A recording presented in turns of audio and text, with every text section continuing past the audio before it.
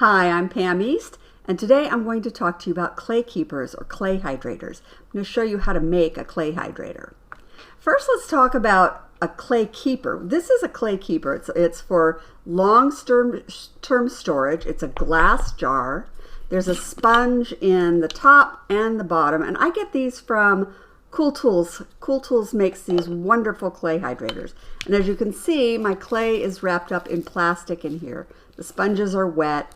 And my clay will keep for literally months in these.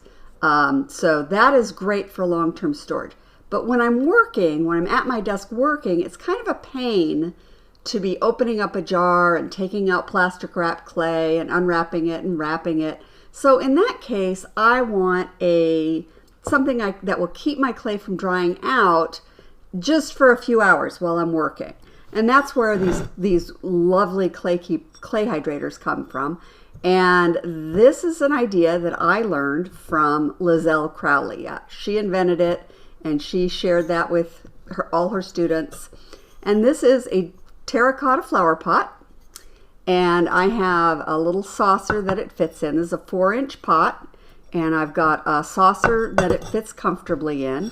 I've got a piece of plastic cutting out down here because the clay will stick to terracotta, but it won't stick to plastic. You can use like a plastic notebook divider, or you can use a report cover or something. Just cut a circle that will fit in there. And this is a decorative knob for a cabinet or drawer pull. And you can screw that in. And these are all little decorative drawer pulls. And if you go onto like Etsy, you can find all kinds of really cute ones. And it's screwed in through a sponge. And the way you use this is you fill this with water, and then you dump it out and you shake it out really good. You want to shake it out over the sink because it shouldn't be drippy. And then you put that on there, and then you can keep your clay in there while you're working. And like if you're trimming scraps, you can just pick this up, toss it in there. It doesn't have to be wrapped in plastic wrap.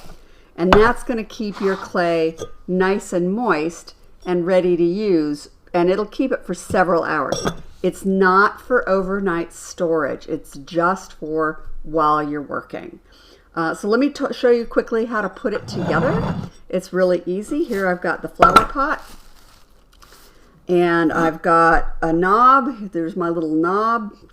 And I've got a couple little washers and a screw. And I've got a piece of sponge. So the first thing I want to do is put a hole in this piece of sponge.